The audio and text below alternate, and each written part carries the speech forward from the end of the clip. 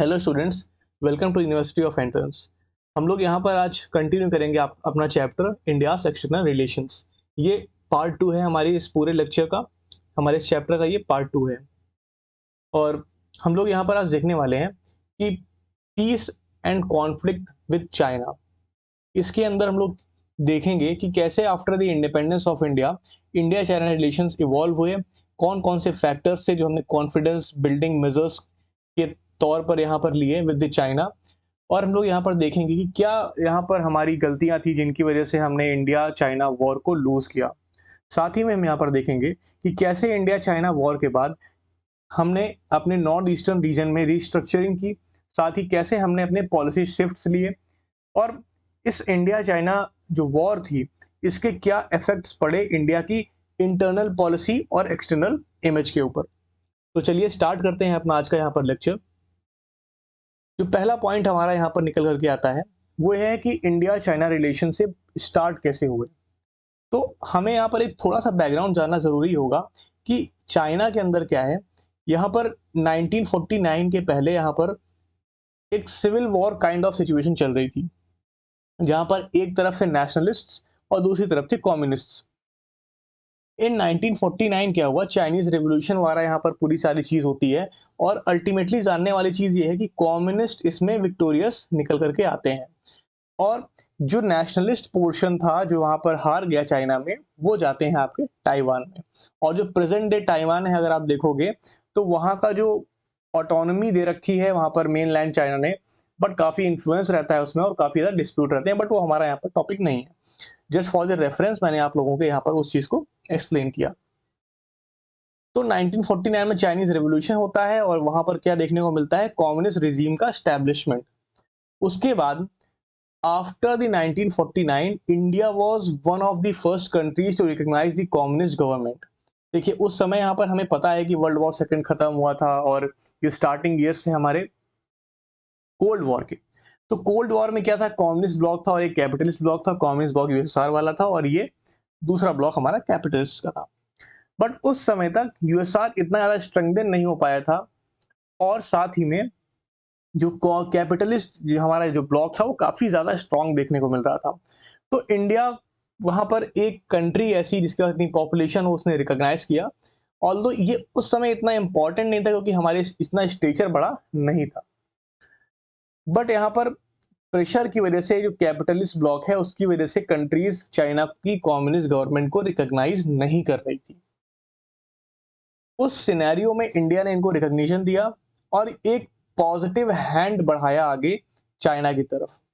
क्या सोचकर बढ़ाया, हमने सोचा कि एक किसी भी, हमने लास्ट लेक्चर में जैसे देखा था कि किसी भी कंट्री के डेवलपमेंट के लिए जरूरी होता है कि उसकी पीस हो उसके नेबरहुड में, लॉ एंड ऑर्डर की सिचुएशन अच्छी हो उसके नेबरहुड में, ताकि हमारा इकोनॉमिक और सोशियो पूरा डेवलपमेंट हो सके। तो अपनी इसी पॉलिसी को आगे बढ़ाते हुए हमने यहाँ पर चाइना के साथ रिलेशन अपने अच्छे करने स्टार्ट किए। बट इसी समय क्या है, हमने जैसे देखा था कि कांग्रेस गवर्नमेंट जो थी या कांग्रेस पार्टी जो थी इसके अंदर different different ideologies different different thought process के लोग यहाँ पर थे। तो इसमें जो हमारे first home minister of India थे सरदार वल्लभ भाई पटेल जी, ये क्या है, ये थोड़े यहाँ पर कंफर्टेबल नहीं थे चाइना के साथ, हमारे जो रिलेशन बढ़ रहे थे उसके साथ। इनको ये पहले से लग रहा था कि कहीं ना कहीं फ्यूचर में हो सकता है चाइना अग्रेशन को दिखाए इंडिया को लेकर के।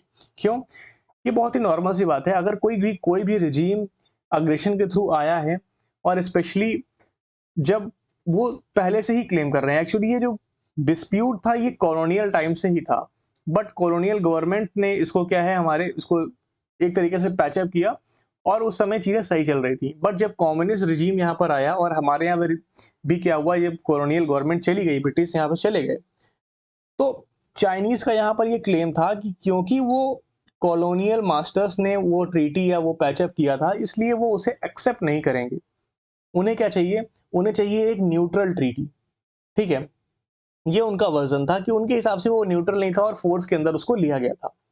तो इसकी वजह से काफी सारे लीडर्स स्केप्टिक थे चाइना को लेकर कि कहीं ना कहीं आगे जा करके, क्योंकि इतना बड़ा कंट्री है, ये कहीं ना कहीं अग्रेशन दिखा सकता है इंडिया की तरफ। बट हमने क्या था, हमने इस बात को इग्नोर किया। हमने क्योंकि गुड हैंड बढ़ाया, एक पॉजिटिव हैंड बढ़ाया रिलेशनशिप का, उनको रिकॉग्निशन दी कम्युनिस्ट गवर्नमेंट को, तो हमें लगा कि कहीं ना कहीं क्या है, हमारे साथ फेवरेबल टर्म्स चाइना के रहेंगे।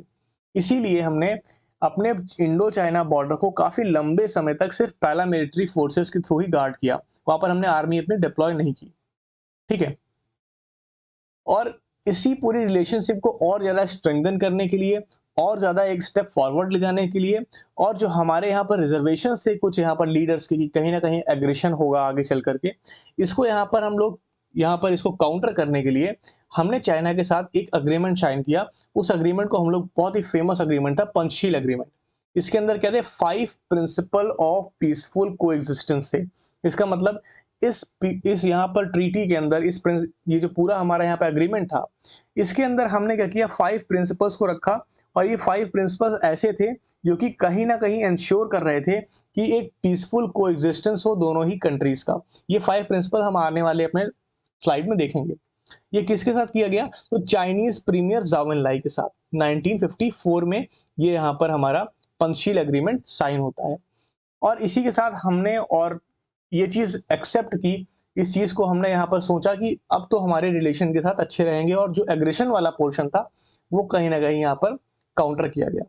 अब ये पंचशील प्रिंसिपल हमारे पास हमारे सामने है, आप यहाँ देख सकते हैं। पहला क्या है, mutual respect for each others territorial integrity and sovereignty. तो पहला पॉइंट ही दिखाता है कि हम एक दूसरे की जो टेरिटोरियल इंटीग्रिटी है, इट मींस बॉर्डर से, उनको रेस्पेक्ट करेंगे और एग्रेशन नहीं करेंगे। साथ ही में सॉवरेनिटी भी हम एक दूसरे की रेस्पेक्ट करेंगे। तो ये यहाँ पर ट्राई किया गया इंडियन गवर्नमेंट के थ्रू कि ये जो लोगों के रिजर्वेशन है ना यहाँ पर, कि ऐसा हो सकता है, उसको काउंटर करने की हमने कोशिश की, उसको पैचअप करने की कोशिश की। साथ ही में हमने यहाँ पर एक और पॉइंट यहाँ पर डाला, mutual non interference in each others internal affairs. इसका मतलब इंडिया के अंदर क्या हो रहा है या चाइना के अंदर क्या हो रहा है, हम लोग एक दूसरे के इंटरनल पॉलिसी मेकिंग पर कोई कमेंट नहीं करेंगे, उस पर हम लोग इन्फ्लुएंस अपना जताने की कोशिश नहीं करेंगे। इससे क्या है, हमारी सॉवरेनिटी कहीं ना कहीं गारंटी होती है। साथ ही में क्या बोलेंगे, equal and mutual benefit working relationship. Relationship हमारी ऐसी होनी चाहिए जो कि ना तो किसी के लॉस में हो और ना तो किसी के लिए ज्यादा फायदे में हो। ज्यादा फायदे मतलब कि जितना हमें फायदा हो रहा है उतना ही हम उन्हें फायदा देने के लिए, इट मीन्स प्रोपोर्शन में होनी चाहिए वो। साथ ही में क्या है, म्यूचुअल नॉन अग्रेशन, अगेन कि हम लोग एक दूसरे के अगेंस्ट अग्रेशन नहीं करेंगे। तो आप देख रहे हो, फर्स्ट पॉइंट भी यही दिखा रहा है और यहाँ पर फोर्थ पॉइंट भी यही दिखा रहा है, और यहाँ पे आप देखोगे तो फिफ्थ पॉइंट भी यही दिखा रहा है, पीसफुल को एग्जिस्टेंस। ठीक है, इट मीन्स हम एक दूसरे के जो एग्जिस्टेंस है, जो सॉवरेनिटी है, उसे हम विद पीस रेस्पेक्ट करेंगे, हम एग्रेशन नहीं शो करेंगे। तो with Panchsheel principle, with Panchsheel agreement, India ने ये कोशिश की कि चाइना को हम यहाँ पर उनके वर्ड्स के थ्रू बाउंड कर दें कि आप हमारे अगेंस्ट हमारी सॉवरेनिटी को अफेक्ट नहीं करोगे, फ्यूचर में कोई भी एग्रेशन शो नहीं करोगे। तो उस समय का अगर यहाँ पर हम देखें तो हमारे सामने क्या है, यहाँ पर ये है इंडो चाइना बॉर्डर। ठीक है, अब यहाँ पर आप लोग देखिए, ये इंडो चाइना बॉर्डर है और यहाँ पर ये तिब्बत रीजन है, ये तिब्बत का हमारा रीजन है। ये तिब्बत का रीजन कहाँ से स्टार्ट होता है, यहाँ से लेकर के यहाँ तक। ठीक है, तो इससे क्या देखने को मिल रहा है कि जो ज्यादातर बॉर्डर है इंडिया की, वो डायरेक्टली तिब्बत से लग रही है। सिर्फ ऊपर की थोड़ी सी एरिया जो यहाँ पर है यही लग रही है, जिंगजियान रीजन है इनका। ठीक है, ये ऑटोनॉमस रीजन है, और ये भी तिब्बत भी इनका एक ऑटोनॉमस रीजन है। तो इस बॉर्डर को आप लोग यहाँ पर ध्यान में रखिएगा, ये बहुत ही इंपॉर्टेंट है क्योंकि ये स्टोरी है और ये रीजन बनेगा आगे चल करके इंडिया चाइना वॉर को लेकर के, और ये खास तौर पर ये तिब्बत रीजन तो बहुत ही इंपॉर्टेंट है। ठीक है, देखिए होता क्या था कि पहले ये जो तिब्बत था ना, ये ऑल टुगेदर एक इंडिपेंडेंट एरिया था।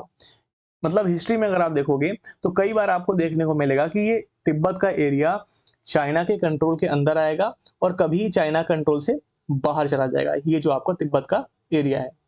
ठीक है, बट इन 1950 क्या देखने को मिलेगा, यहाँ पर 1950 को देखने को मिलेगा कि चाइना ने यहाँ पर क्या किया, इसको इन्वेड कर दिया।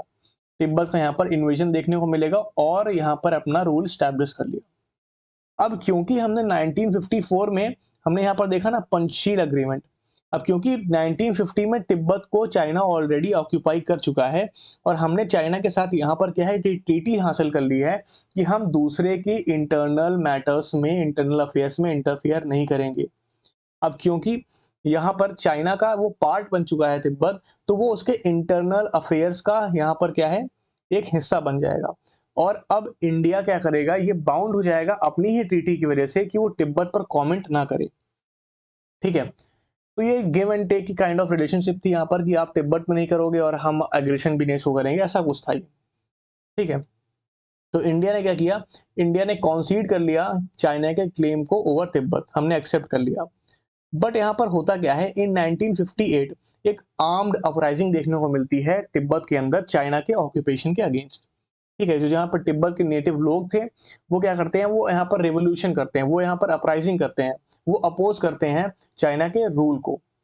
ठीक है, और ये रूल का अपोजिशन किसके अंदर होता है, under the leadership of the Dalai Lama. ठीक है, दलाई लामा एक पोस्ट है, ये कोई नाम नहीं है, और ये इस पोस्ट में बैठने वाले इंसान है, ये है दलाई लामा। ठीक है, इन्होंने क्या किया, 1959 में इन्होंने असाइलम सीख किया। असाइलम मतलब एक तरीके से आप कह सकते हो कि आप हमें अपने यहाँ शरण दो, आप हमें अपने यहाँ रहने दो, जिसको इंडियन गवर्नमेंट ने एक्सेप्ट कर लिया। और ये एक बहुत बड़ा रीजन बनता है इंडो चाइना वॉर के पीछे। ठीक है, तो 1958 में ये अपराइजिंग होती है और चाइनीज फोर्सेस सप्रेस कर देती हैं इस अपराइजिंग को। और उसके बाद क्या होता है, जिस तरह की प्रताड़नाएं की जाती हैं इन यहाँ पर तिब्बत के लोगों के ऊपर, ये दलाई लामा अपने फॉलोअर्स को लेकर के असाइलम ग्रांट करते हैं, असाइलम सीख करते हैं इन इंडिया और उसे ग्रांट कर दिया जाता है। और एट प्रेजेंट धर्मशाला हिमाचल प्रदेश से जो तिब्बत की जो गवर्नमेंट है, जो सो कॉल्ड गवर्नमेंट है दलाई लामा के अंदर चलती है, जो वो एट प्रेजेंट भी ही इन 2022 वर्क कर रही है सिंस 1959। चाइनीज गवर्नमेंट ने क्या किया, इसके अगेंस्ट अपोजिशन किया। ठीक है, तो एक तो ये रीजन हो गया हमारा। ओके, एक तो हमारे सामने क्या हो गया, ये एक रीजन हो गया कि जिसके पीछे, जिसकी वजह से 1962 का वॉर हुआ यहाँ पर। अब हम लोग स्पेसिफिकली यहाँ पर बात करते हैं होलिस्टिक वे में 1962 के इन्वेजन के बारे में, कि ये 1962 का इन्वेजन किस वजह से हुआ। तो सबसे पहला रीजन जो स्ट्रेटेजिक रीजन था यहाँ पर, कि चाइना ने तिब्बत को यहाँ पर एनेक्स कर लिया और एनेक्सेशन किया यहाँ पर। तो ये देखिए, जब भी कोई एक कंट्री दूसरी कंट्री को एनेक्सेशन करता है तो ये कहीं ना कहीं गलत होता है, और ये एक साइन है इंपीरियलिज्म का। और हम तो नए मूवमेंट के थ्रू इंपीरियलिज्म को यहाँ पर अपोज कर ही रहे थे। तो एक तो वो रीजन था। दूसरा रीजन यहाँ पर ये था कि हमने 1959 में क्या किया, दलाई लामा जी को यहाँ पर असाइलम दे दी। तो इसमें चाइनीज गवर्नमेंट ने इंडिया के ऊपर क्या एक्विजिशन लगाया कि आप एंटी चाइना एक्टिविटीज को प्रमोट कर रहे हो। तो एक तो ये रीजन हो गया चाइना का यहाँ पर इन्वेजन का। ठीक है, दूसरा यहाँ पर आपको देखने को क्या मिलेगा, देखिए ये एक ना बहुत ही स्ट्रैटेजिक चीज है। आप लोग अगेन यहाँ पर जब इंडो चाइना बॉर्डर को देखोगे तो आपको यहाँ पर कुछ स्टेट्स देखने को मिलेंगे। पहले ऑल टुगेदर क्या था कि यहाँ पर ब्रिटेन था इंडिया में, और ये जो आपको रीजन देखने को मिल रहा है ये चाइना का था और ये तिब्बत का था। तो ये चाइना भी एक काफी बड़ा यहाँ पर आप कह सकते हो यहाँ पर स्टेट था, और यहाँ पर ब्रिटेन जो ब्रिटिश इंडिया था वो भी एक बड़ा सा स्टेट था। तो जब दो बड़े स्टेट्स के बीच में बॉर्डर होगी, अगर डायरेक्ट बॉर्डर, तो कॉन्फ्लिक्ट तो आने ही है। ठीक है, बट हमने स्ट्रैटेजिक वे में या ब्रिटिशर्स ने स्ट्रैटेजिक वे में क्या किया, इस एरिया को ऑक्यूपाई नहीं किया, नेपाल को भी ऑक्यूपाई नहीं किया, भूटान को भी ऑक्यूपाई नहीं किया, और सेम थिंग विद सिक्किम। तो यहाँ पर क्या हुआ, ज्यादा ऑक्यूपेशन नहीं था, इनको ऑटोनॉमी दी गई काफी हद तक ब्रिटिशर्स के थ्रू। इससे होगा क्या कि यहाँ पर ब्रिटिशर्स की और चाइनीज की यहाँ पर एक बफर जोन रहेगा। आफ्टर इंडिपेंडेंस ऑफ इंडिया भी सेम चीज था कि इंडिया की बॉर्डर ये रही यहाँ पर, ठीक है, और चाइना की बॉर्डर उस समय ये थी यहाँ पर। ठीक है, एक सेकेंड में इसको फिर से यहाँ पर साफ करके फिर से बनाने की कोशिश करता हूँ। ठीक है, तो इंडिया की बॉर्डर क्या है, ये थी यहाँ पर। ठीक है, अगर नेपाल को कंसिडर करते हैं तो यहाँ पर हमारी ये बॉर्डर थी। ठीक है, ऐसे ये आपको दिख रही होगी। बीच में यहाँ पर क्या है, बीच में यहाँ पर तिब्बत है, और ऊपर जाकर के फिर यहाँ पर हमें देखने को मिलेगा ये चाइना की बॉर्डर थी उस समय। तो जब ये चाइना की बॉर्डर थी, इट मीन्स बीच में तिब्बत है, और तिब्बत कोई इतनी बड़ी पार नहीं थी। तो इससे क्या होगा कि इंडिया कभी भी चाइना के ऊपर अग्रेशन नहीं कर पाएगा डायरेक्टली, और चाइना इंडिया के ऊपर अग्रेशन डायरेक्टली नहीं कर पाएगा, और रिलेशन दोनों के मेंटेन रहेंगे। बट जब तिब्बत का यहाँ पर इन्वेजन हुआ तो अब क्या हुआ, ये जो आप बॉर्डर देख रहे हो जो रेड कलर से थी, अब ये डायरेक्टली चाइना के साथ यहाँ पर हम शेयर करेंगे। ठीक है, और जब ये डायरेक्टली चाइना के साथ शेयर करेंगे और चाइना के हमारे इंडिया के कुछ एरियाज पर क्लेम भी थे, तो इससे क्या होगा, हमारे उनके साथ कॉन्फ्लिक्ट्स बढ़ेंगे। ठीक है, सेम चीज हुआ, हिस्टोरिकल बफर को चाइना ने रिमूव कर दिया और कॉन्फ्लिक्ट के लिए एक स्कोप क्रिएट कर दिया। और साथ ही उन्होंने, ये जो मैंने आपको स्टोरी पहले बताई थी बाउंड्री डिस्प्यूट की, कि उनका कहना था कि जो कॉलोनियल मास्टर्स ने यहाँ पर ट्रीटी की है हमारे कुछ क्लेम्स को लेकर के, वो उनके क्लेम्स कौन कौन से थे, वो उनके क्लेम्स ज्यादा नहीं थे, सिंपली आप यहाँ पर देख सकते हो जो यहाँ पर रेड कलर में एरियाज है, ठीक है, ये इनके क्लेम्स थे कि लद्दाख का एरिया जो इधर वाला अक्साई चीन वाला एरिया है, अरुणाचल प्रदेश का जो एरिया है इनका, ठीक है। देखिए एक्चुअली इनके क्लेम तो काफी बड़े हैं, इनका क्लेम तो इतना है कि यहाँ पर नेपाल भी इनका पार्ट है, भूटान भी इनका पार्ट है, सिक्किम भी इनका पार्ट है और पूरा अरुणाचल प्रदेश भी इनका पार्ट है। बट वो हमारी टेरिटरी नहीं थी उस समय, टेरिटरी हमारी थी अरुणाचल प्रदेश और ये लद्दाख वाली, ठीक है। तो इसको लेकर के क्या था, यहाँ पर इनका क्लेम आया और इन्होंने बोला कि वो पुरानी ट्रीटी थी, वो सब कॉलोनियल मास्टर्स ने की थी, हम उसको एक्सेप्ट नहीं करते हैं। और इसी को देखते हुए इवन आफ्टर यहाँ पर पंचशील एग्रीमेंट साइन हो चुका था 1957 से लेकर के 1959 के बीच में, हमने देखा ये जो अक्साई चीन का एरिया है, जो लद्दाख वाला, जो यहाँ पर रेड में मार्केट है, इसको इन्होंने ऑक्यूपाई कर लिया। और सिंस देन टिल टुडे ये ऑक्यूपेशन चाइना का यहाँ पर है। हम यहाँ पर, हमारी टेरिटरी है इंडिया की यहाँ पर, ठीक है। अगर आप इंडिया का मैप देखोगे तो ये पूरी टेरिटरी हम अपने मैप में रिफ्लेक्ट करते हैं और ये लीगली और कॉन्स्टिट्यूशनली हमारी टेरिटरी है। बट जो यहाँ पर ग्राउंड पर सिचुएशन है वो ये है कि इस जो रेड मार्क्ड एरिया है यहाँ पर चाइनीज गवर्नमेंट का कंट्रोल है एट प्रेजेंट, ठीक है। तो इन 1957 से 59 तक इन्होंने क्या किया, यहाँ पर अपना यहाँ पर मार्क किया और इन्वेजन किया। और इस इन्वेजन के बाद यहाँ पर देखने को मिलता है कि हमारे यहाँ से इनके यहाँ रिलेशन धीरे धीरे खराब होना स्टार्ट हो गए। एंड ऑल टुगेदर इन 1962 जब पूरे वर्ल्ड का ध्यान कहाँ पर था, क्यूबन मिसाइल क्राइसिस, ये आपने पढ़ा होगा अपनी बुक में, वर्ल्ड हिस्ट्री की जो बुक थी उसमें आपने पढ़ा होगा, ठीक है। इसमें क्या था, यूएसएसआर ने डिप्लॉय कर दिए थे कुछ मिसाइल्स अपने क्यूबा में। क्यूबा कहाँ था, ये था एक छोटा सा आइलैंड नेशन था यहाँ पर यूएसए के नेबरहुड में, ठीक है। तो ये क्राइसिस चल रहा था यूएसए और यूएसआर के बीच में और पूरे वर्ल्ड का फोकस कहाँ पर था, क्यूबन मिसाइल क्राइसिस पर। इसी बात का फायदा उठाते हुए चाइना ने क्या किया, यहाँ पर एक स्विफ्ट एंड मैसिव इन्वेजन यहाँ पर स्टार्ट कर दिया। और ये इन्वेजन कहाँ कहाँ हुआ, ये इन्वेजन हुआ अगेन, ये जो पूरा यहाँ पर डॉटेड एरिया है आपका अरुणाचल प्रदेश का यहाँ पर, और इधर जो यहाँ पर रेड में मार्क्ड एरिया है, यहाँ पर इन्होंने इन्वेजन किया। और इसी के साथ क्या किया, जब इनका क्रिटिसिज्म हुआ और सारी चीजें हुई तो इन्होंने यूनिलेटरल यहाँ पर सीज फायर इन्होंने यहाँ पर क्या है डिक्लेयर कर दिया और अपने ट्रूप्स को विड्रॉ कर लिया, ठीक है। और ये इन्वेजन यहाँ पर खत्म हो जाता है। इसी के साथ हमें देखने को मिलेगा, अब इसका देखिए क्या यहाँ पर इफेक्ट पड़ेगा। पहला इफेक्ट तो पड़ेगा कि जो कंट्री की गवर्नमेंट होगी, जो यहाँ पर कांग्रेस गवर्नमेंट थी, इसके ऊपर से लोगों का भरोसा कम हो जाएगा, क्योंकि आप एक वॉर हार गए हैं एक नेशन के अगेंस्ट। क्या होगा यहाँ पर, कॉन्फिडेंस लोगों का यहाँ पर डाउन हो जाएगा। तो धीरे धीरे क्या होगा, पॉलिटिकल मूड कंट्री का चेंज होगा। लोग अब सर्च करेंगे कांग्रेस के ऑल्टरनेटिव की तरफ देखेंगे, ये लोग उन लीडर्स की तरफ देखेंगे, उन पार्टीज की तरफ देखेंगे जो शुरू से ये बात कह रहे थे कि चाइना पर भरोसा करना इतना ठीक नहीं होगा, ठीक है। साथ ही में हमें यहाँ पर देखने को मिलेगा कि जो इंडिया की इमेज है वो काफी ज्यादा हर्ट होगी हमारे नेबरहुड में, होम में, अब्रॉड में, कि इंडिया एक स्ट्रॉन्ग नेशन नहीं है, ठीक है। स्टार्टिंग में ही हमने क्या किया था, सोवियत यूनियन के लेकर के अपना टिल्ट शो किया था, but Soviet union 1962 Indo China war में न्यूट्रल रहता है और इसके अगेंस्ट जो अमेरिकन थे और ब्रिटिशर्स थे उन्होंने इंडिया को मिलिट्री असिस्टेंस दी। इसके पीछे देखिए एक बहुत स्ट्रेटेजिक रीजन भी था, अगेन सोवियत यूनियन खुद एक कम्युनिस्ट रीजन था और ये अमेरिकन और ब्रिटिश क्या थे, कैपिटलिस्ट रीजन थे, ठीक है, रिजीम्स थे। तो ये भी एक रीजन था इनको सपोर्ट करने के पीछे। इससे हमें नेशनल ह्यूमिलिएशन मिला और एक ब्लेसिंग इन डिसगाइज मिली। ब्लेसिंग इन डिसगाइज क्या थी कि हमारी कंट्री के अंदर एक स्पिरिट ऑफ नेशनलिज्म आया। जब हमारी कंट्री का डिफीट हुआ तो पूरी कंट्री को ये चीज फील हुआ कि वो एक पार्ट है, क्योंकि पूरी कंट्री में एक जैसी फीलिंग आई, हमें सबको एक जैसा ह्यूमिलिएशन मिला और सबके अंदर ये फीलिंग आई कि कहीं ना कहीं हमें अपनी कंट्री को स्ट्रॉन्ग करना है।